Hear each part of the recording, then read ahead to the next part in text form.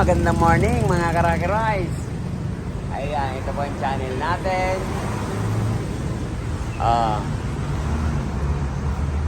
Hilux Conquest, yan, linis po yan. Ito naman, Nissan Frontier. Ito naman, Ion. Ito po, ang problema nito, yan, may singaw sa compressor. May singaw sa compressor, kaya lang sabi ko nga, pag nag-repair po tayo niyan, paulit-ulit lang dahil wala naman tayo magandang pyesa. Kaya nauwi po sa palit ng compressor. Yan, tatanggalin na natin. Yan, to. Yan pong compressor. Tanggalin muna natin yung alternator para ma-dismantle natin yung compressor. Ayan. Pag mga ganito mga Nissan, sabi ko nga po, ang condenser nito napakalaki. Ayan. Mantakin po yan, oh. Single lang po ito. Yung condenser niya, oh. Napakalaki. Ayan, oh. Halos 1 metro po. Diba? Parang dual aircon, samantalang single lang naman po ito. Tingnan nyo po, napakalaki. Kaya pag mga Nissan po kasi, mga oversize po ang piyesa nito. Lalong-lalo na sa condenser, yung expansion valve niya, double capillary. Kaya napakaganda ng lamig. Ayan, tatanggalin natin ito. Akos, sir, ang daming butas. Tad-tad. Ano ba yan? Sa dulo pa. Naku, hindi mabilang. Ang dami, oh. Ito yun lang naglalangis kanina. 1, 2, 3, 4, 5, 6. Naku, butang mga 20. Dami palang butas ako, sayang. Yan. Akala po namin doon sa subshed ang leakage niyan, pero yan, niligtis natin, wala. 150 PSI. Wala naman, nandun pala sa condenser. Yan sir ang papalitan natin.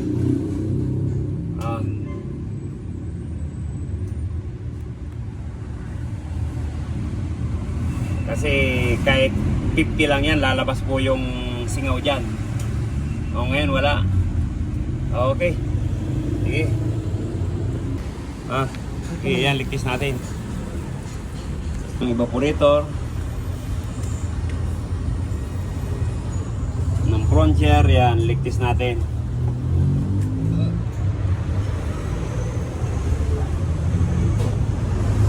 Ito ang red. Na, parang mayroon na.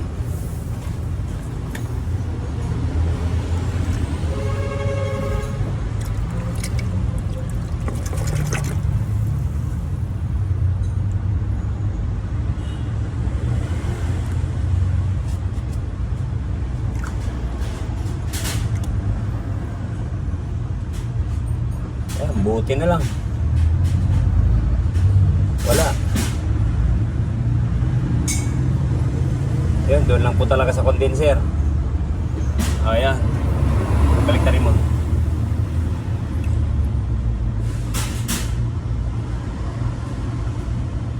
Ayan, pag mayroon po niyan, bubula yan.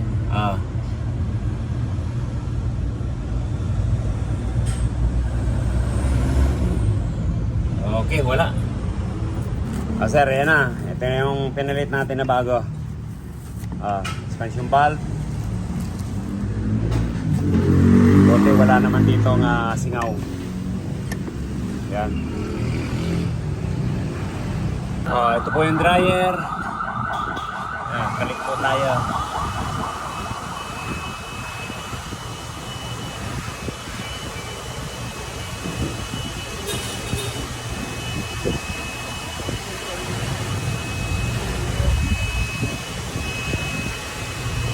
Ayun. Para bukas ng umaga, check natin uli. Yan. Pag bumaba po dyan, yan, may singaw pa yan. Yan, sana wala na. Okay.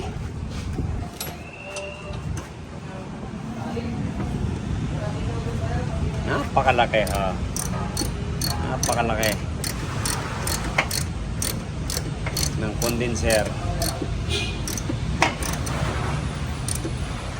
In the morning mga ka-Rocky Rice. Yan. Dito lang po ang Rocky Rice sa may stoplight. Yan. Harap po kami ng industrial. Malapit lang po sa Arco.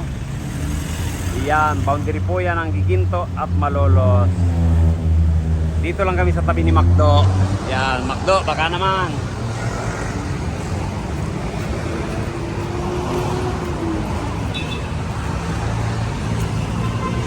Pajero, Rivo, Nissan, L3. Yan.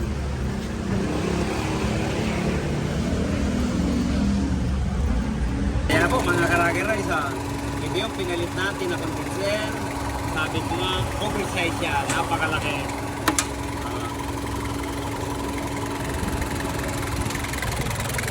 Tapos to, yan o. Akala mo may yelo. Yan, check natin ang labig kung ilan. Nissan Frontier. Yan, check natin. Checking. Okay, tamo, kadidikit lang ha. Mga ka-Rocky Rice ha. Yan ang Nissan. Sabi ko nga po, dito ako humuhugot. Dito ko kinukuha yung diskarte ng Rocky Rice ni Mr. Chamba. Ayan, kita mo ha.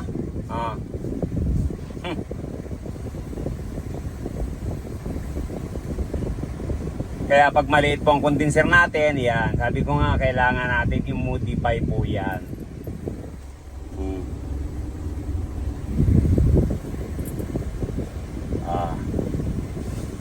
10. Ayos. Umabot pa ng 11. Ang karga po lang yan, 20 lang. 160. Say. Okay na. Minus 11. Minus 11 sir. Okay na. Pakita mo kung yung lamig niya. Hindi ka napapawisan dyan. Yan, shout out natin yung mga taga DP. Yan, okay.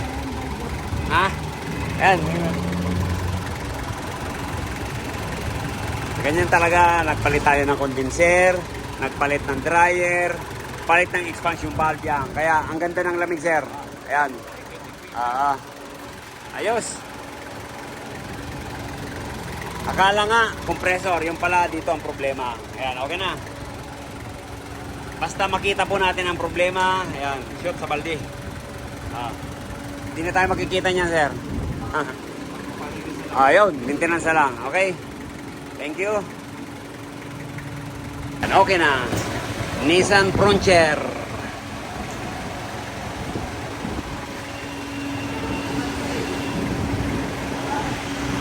Yan. Maraming salamat po sa Rocky Rice. Ayan, maraming salamat po sa tiwala sa Rocky Rice. Ayan, thank you. Ayan, kung bago lang po tayo sa ating channel, subscribe, like, and share. Ayan, para updated po tayo sa mga bagong video natin.